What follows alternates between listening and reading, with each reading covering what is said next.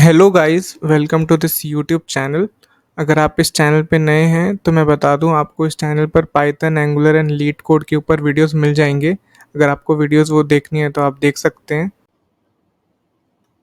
आज की इस वीडियो में हम एक्सेल पर एक नई सीरीज शुरू करने जा रहे हैं। चाहे आप बिल्कुल बिगनर हो या आपने स्प्रेडशीट पे पहले भी काम किया हो या आप उसको एनहांस करना चाहते हो, तो ये सीरीज सब कुछ कवर करेगी, बेसिक से लेके एडवांस तक। तो हमारे चैनल को सब्सक्राइब करें, नोटिफिकेशन बेल को ज़रूर हिट करें ताकि आपको हमारे लेटेस्ट कंटेंट की अपडेट मिलते रहें। चलो फिर इस वीडियो को स्टार्ट करते हैं। तो सबसे पहले हम पढ़ेंगे एक्सेल होता क्या है। What is Excel? एक्सेल एक स्प्रेडशीट प्रोग्राम है जो माइक्रोसॉफ्ट ने डेवलप किया था। स्प्रेडशीट प्रोग्राम होता क्या है? जिसमें हम एंट्रीज कर सकते हैं। ये बेसिक नॉलेज के लिए है, इसकी ज़रूरत नहीं पड़ती, बट पता होना चाहिए, ठीक है।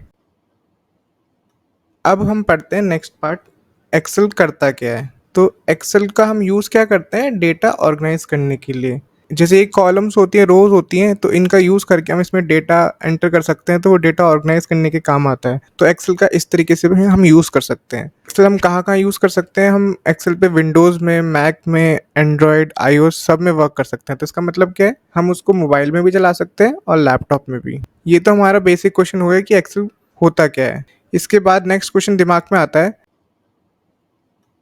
Y Excel is use. हम एक्सेल को क्यों यूज करते हैं? अब इसका आंसर क्या होगा वो हम पढ़ते हैं। इसका हम यूज करते हैं डेटा एंट्री के लिए। जैसे यूजली हम कुछ डेटा एंटर करते हैं, स्टोर करते हैं, तो हम नोटबुक में, तो आपने नोटिस किया होगा कि हम नोटबुक में लिखते हैं, ठीक है, तो पेजेस भर जाते हैं, इस तरीके से नोटबुक हो जाती है, वो सब चीज़ें टाइम के साथ ऐसा हो जाता है। बट एक्सेल में क्या है कि ये लॉन्ग टर्म डेटा इसमें रहेगा, कभी भी लॉस नहीं होगा। हम इसको ईजिली शेयर कर सकते हैं, हम ईजिली इसको प्रिंट करा सकते हैं। इस तरीके के बेनिफिट्स हमें एक्सेल में मिलते हैं, इसलिए सब इसको यूज़ भी करते हैं। तो ये हो गया हमारा डेटा एंट्री और डेटा मैनेजमेंट। तो दोनों काम के लिए इसको यूज़ कर सकते हैं हम, ठीक है। नेक्स्ट आता है ये हमारे काम बजटिंग के लिए। तो बजटिंग होती क्या है? बजटिंग लाइक आप कभी भी किसी ट्रिप में गए होगे तो आप अपने एक्सपेंसेस लिखते हो कि मेरे होटल में इतने लगे, मेरे ट्रैवलिंग में इतने लगे, इस तरीके का उसको सम करते हो, तो ओवरऑल एक्सपेंस कितना आया, पर हेड कितना पड़ा। इस तरीके जो हम बजट्स बनाते हैं अपने, सिंपली कंपनी लेवल पे बजट्स बनते हैं, किसी प्रोजेक्ट लेवल पे, तो उन सब एक्सेल का उसमें बजट बनाने के लिए, क्योंकि ये हमें मैथमेटिकल फार्मूलेस यूज़ करने देता है। जैसे एक फार्मूले का टैब होता है, तो हमें डिफरेंट डिफरेंट फार्मूलेज यूज़ कर सकते हैं, तो उसके लिए हमें एक्सेल का बेनिफिट होता है, इसलिए हम एक्सेल यूज़ करते हैं, ठीक है। इसके अलावा हम इसमें चार्ट्स ऐड कर सकते हैं, लाइक पाई चार्ट हो गया, कॉलम चार्ट हो गया, इस तरीके लिए हम यूज़ कर सकते हैं डेटा एनालिसिस के लिए। जैसे आप इसमें देख रहे होंगे ना, इतने सारे चार्ट्स का हमें ऑप्शंस है, तो हम डिफरेंट डिफरेंट इसमें चार्ट्स ऐड कर सकते हैं और उसे एनालाइज कर सकते हैं डेटा, इसलिए हम एक्सेल को यूज़ करते हैं जनरली। ये तो हमारे एक्सेल के बारे में बेसिक इंट्रोडक्शन हो गया कि what is Excel, why is Excel use. ये सब हमें पता होना चाहिए जब भी हम कुछ नई चीज़ सीख रहे हैं कि हम क्यों हमें क्या बेनिफिट्स देगी, इस तरीके की चीज़ें पता होनी चाहिए, ठीक है। तो अब मूव करते हैं नेक्स्ट पार्ट पे, एक्सेल में क्या क्या होता है बेसिक्स। तो आप जैसे देख रखे हैं, मैंने एक एक्सेल ओपन कर रखा है। जो ये एक्सेल खुला हुआ है इसको हम बोलेंगे वर्कबुक या वर्कशीट। अब वर्कबुक क्यों बोलते हैं? अब जैसे हमारी बुक्स होती हैं, वो होती है कलेक्शन ऑफ पेजेस। तो सिमिलरली जो ये वर्कबुक होती है कलेक्शन ऑफ शीट्स होती है। जैसे आप देख इसमें शीट देख रहे हैं, तो ये वर्कबुक कलेक्शन ऑफ शीट्स होगी, तो इसमें मल्टीपल शीट्स हो सकती हैं। तो ये शीट क्या है? सिमिलरली जैसे हमारी बुक्स में पेजेस होते हैं, तो ये उसी की तरह होता है। तो एक वर्कबुक में मोर देन वन शीट्स हो सकती हैं, जैसे बुक में एक से ज़्यादा पेजेस होते हैं, इसलिए हम इसको वर्कबुक या वर्कशीट कुछ भी कह सकते हैं। तो एंड ये शीट्स पे हम डेटा स्टोर करा सकते हैं। डेटा स्टोर करने से पहले हम पढ़ते हैं कॉलम्स एंड रोज के बारे में, ठीक है। तो कॉलम्स में क्या होता है? जैसे कॉलम्स नेमिंग इस तरीके से होती है, ABC करके इस तरीके से हमारी कॉलम्स होती हैं, एंड टोटल हमारी मैक्सिमम कॉलम्स एक शीट में 16,384 हो सकती है। तो ये आप देख सकते हो ABC से स्टार्ट होगी इस तरीके से और आगे जाएंगी, टोटल हमारे पास 16,384 हो सकती है। सिमिलरली रोज की नंबरिंग कैसे? जैसे हमारे सीरियल नंबर्स होते हैं 1 2 3 4 की फॉर्म में तरीके से बढ़ते रहते हैं, जितने हम रोज एंटर करते रहेंगे तो ये बढ़ती रहेंगी, एंड ये मैक्सिमम हो सकती है 10,48,576। तो आप देख रहे हैं इस अमाउंट को ही कि कितनी ज़्यादा रोज एंड कितनी ज़्यादा कॉलम्स में हम डेटा स्टोर करा सकते हैं। तो ये एक ही शीट में हम देख इतना सारा डेटा स्टोर करा सकते हैं, इसलिए एक्सेल को ज़्यादा यूज़ करते हैं। क्योंकि एक तो ये फिजिकली डेटा स्टोर कराने की ज़रूरत नहीं है कि इतने सारे पेजेस वेस्ट करने हैं, ये सिंपली इलेक्ट्रॉनिकली जैसे हम कंप्यूटर में डेटा स्टोर करा रहे हैं, तो ये स्पेस भी कम ले रहा है, स्टोरेज भी कम ले रहा है, एंड इतना सारा डेटा भी स्टोर करा रहा है। तो इतने सारे बेनिफिट्स हमारे, इसलिए हम इस ओवरऑल एक्सेल को यूज़ करते हैं।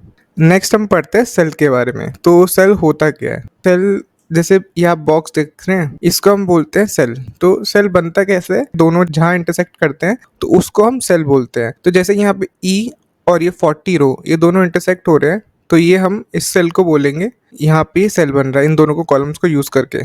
ठीक है, नेक्स्ट पढ़ते हैं हम सेल की एड्रेसिंग। तो आपको अगर बताना है कि आप कौन से सेल में हो, जैसे आप इस सेल में हो, इस वाले सेल में हो, तो ये सब आप कैसे बता सकते हो, तो आपको उसकी एड्रेसिंग पढ़नी पड़ेगी। एड्रेसिंग क्या होती है वो हम सीखते हैं और कैसे बनाते हैं, मतलब लाइक किसी सेल की पर्टिकुलर।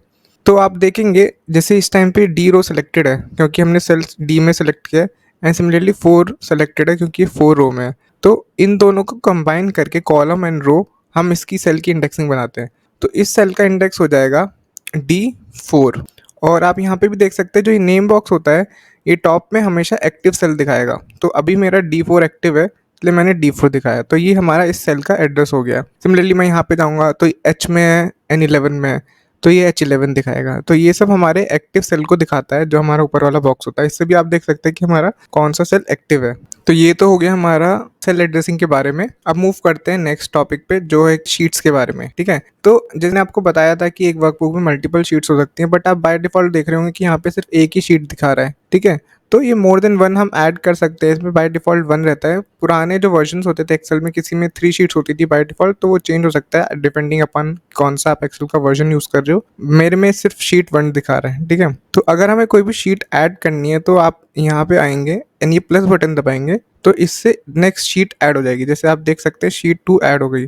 तो ये दोनों डिफरेंट शीट्स हैं, तो मैं दोनों में डेटा एंटर कर सकता हूँ। आप इस तरीके से इसमें एंटर करा, शीट 2 में जाएंगे तो इस तरीके से हम डेटा एंटर कर सकते हैं। तो दोनों में डिफरेंट जहाँ पे मैंने डेटा एंटर किया तो वो दिखाएगा। तो ये हमारे पेजेस हो गए बेसिकली, जो हम डिफरेंट मैंने बताया था आपको, शीट्स कंपेरेबल टू पेजेस हैं, तो हम डेटा एंटर कर सकते हैं। अब हम शीट का नाम भी चेंज कर सकते हैं। जैसे बाय डिफॉल्ट इसने शीट 1, शीट 2, शीट 3 इस तरीके से आएगा। अगर हमें कोई भी शीट का नाम चेंज करना है तो हम इस पर डबल क्लिक करेंगे एंड जो हम नाम रखना चाहते हैं वो रख सकते हैं। जैसे इस केस में मैं एक्सेल ट्यूटोरियल रख देता हूँ, तो मैंने इसका नाम रख दिया एक्सेल ट्यूटोरियल, इस शीट का नाम। करेक्ट। एंड दूसरा तरीका क्या है, हम जैसे शीट का नाम कैसे चेंज कर सकते हैं, तो एक तो हो गया डबल क्लिक इस तरीके से जिसमें मैंने किया। अदरवाइज इस शीट को सिलेक्ट करेंगे आप और इस पर राइट क्लिक करेंगे एंड रीनेम कर सकते हैं। तो इसको शीट कर सकते हैं हम इस तरीके से, मैंने शीट कर देता हूँ। तो ये भी ऐसे भी तरीका है। तो दोनों तरीके से हम शीट का नाम चेंज कर सकते हैं।